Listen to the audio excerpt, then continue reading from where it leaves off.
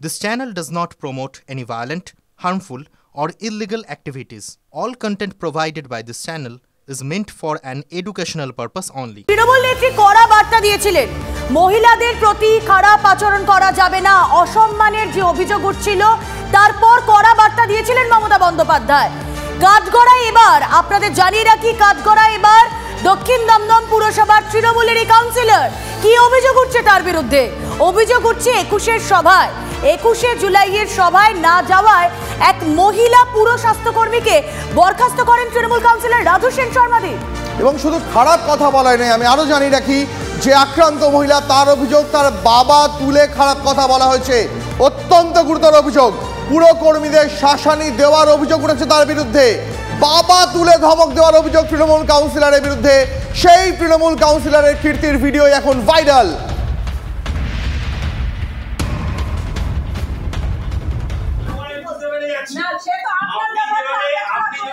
পিতামাতা হওয়া এখনো কি স্বপ্ন? অ্যাপোলো ফার্টিলিটির সাথে আপনার পিতামাতা হওয়ার স্বপ্ন পূরণ করুন। বিনামূল্যে পরামর্শের জন্য কল করুন 9899410685।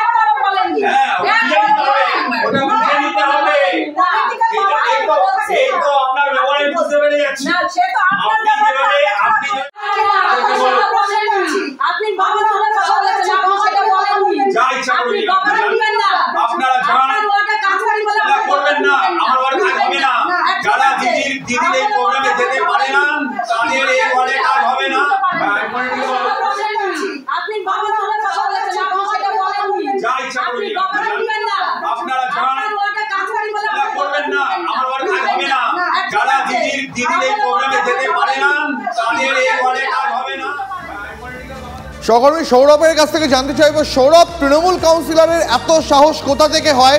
যদিও এই ভাইরাল ভিডিও সত্যি হয়, তাহলে তিনি কি করে তাঁরই একজন সতীর্থ সহকর্মী মহিলাকে এইভাবে অশ্রাব্য কুশ্রাব্য ভাষায় খারাপ কথা বলতে পারেন?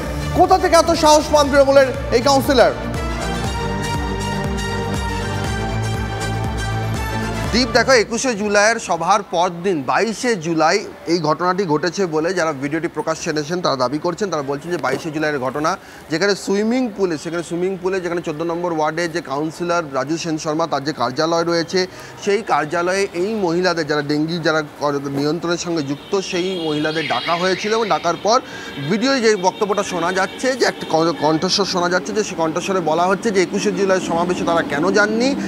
মহিলারা তখন জানান যে তাদের অসুবিধা ছিল, সেই অসুবিধার কারণে তারা যেতে পারেননি। এবং সেই জায়গা থেকে তিনি বলেন যে তার ওয়ার্ডে কাজ করতে হলে 21 জুলাই সমাবেশে যেতে হবে, মিটিং মিছিংয়ে থাকতে হবে। এবং তার সঙ্গে তিনি যে কথাটি বলেন, যেটা নিয়ে পুরো বিতর্কটা তৈরি হয়েছে, তিনি স্পষ্টই বলা যায় যে তিনি নিজের নাম করে বলেন যে আপনার অসুবিধা দেখলে অন্য কেউ ছাড়তে হবে। এবং সেখানে মহিলা বলেন যে আমরাও মানুষ, খেটে খাই, আপনি আমাদের বাবা তুললেন কেন? অর্থাৎ ওই মহিলাদের বাবা তুলে হুমকি দেওয়া হয়। এবং যেই কথাটা বলা হয়, সেখানে বলা হয় যে আমাকে যে যা বলার আমাকে বলবে, রাজু সেন শর্মাকে বলবে, তার বাপের কত দম আছে আমি একবার দেখি। এই কথাটা বলার পরেই মহিলারা কিন্তু ফুঁস করে ওঠেন এবং তারা প্রতিবাদ করেন। তারা বলেন যে আপনি বাবা তুলে কেন কথা বলছেন? আমার বাবা এখানে কাজ করতে আসেনি, বা আমাদের বাবারা এখানে কাজ করতে আসেনি। একেবারে সৌরভ, অত্যন্ত অশ্রাব্য এবং কুৎসিত মন্তব্য করেছেন এবং যে অভিযোগ উঠেছে, বক্তব্য শুনবো।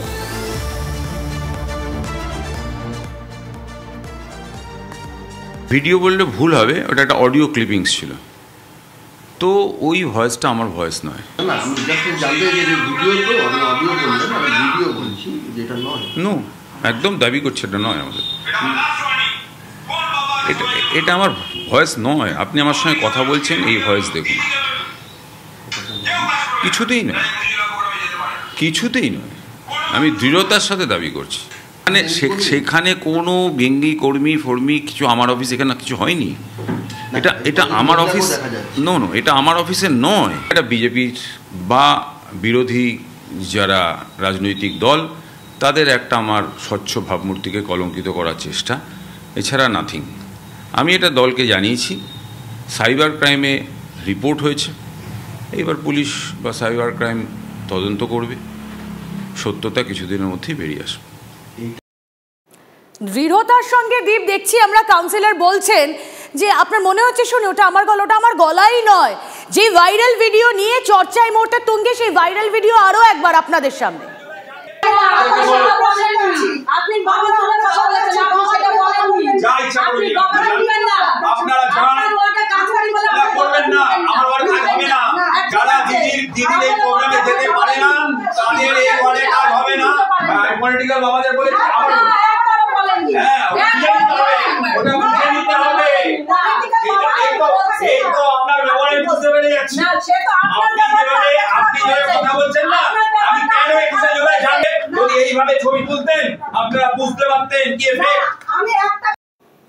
বিজেপি নেতা এবং কাউন্সিলর সজল ঘোষ আমাদের সঙ্গে রয়েছেন এই মুহূর্তে টেলিফোন লাইনে।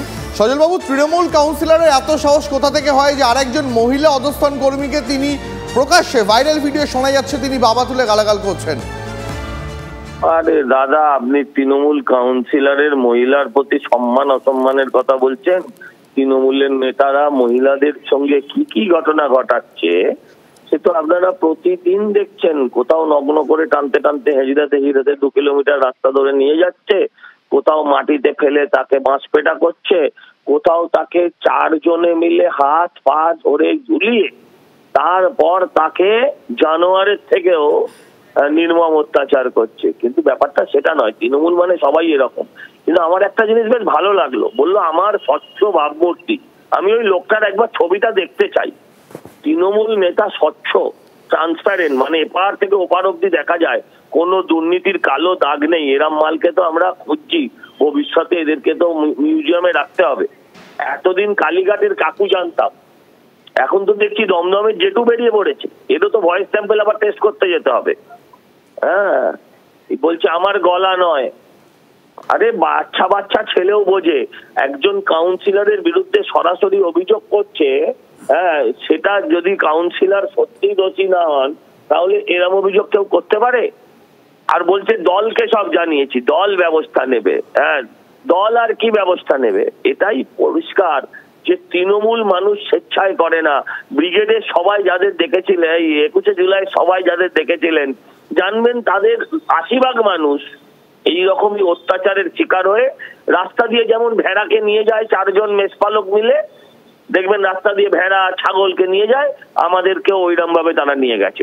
মানুষের দারিদ্রতা, মানুষের দুর্বলতা, মানুষের পেট, এগুলোর সুযোগ নিয়ে তৃণমূলের নেতারা এইভাবে লোককে বাধ্য করে রাস্তায় প্যারেড করাতে। সজলবাবু, আপনাকে অনেক ধন্যবাদ। আপনাকে অনেক ধন্যবাদ সজলবাবু। বিজেপি নেতা অভিযোগকারী মহিলার বক্তব্য আমাদের কাছে দিয়ে এসেছে, আমরা একবার বরং শুনি তার বক্তব্য।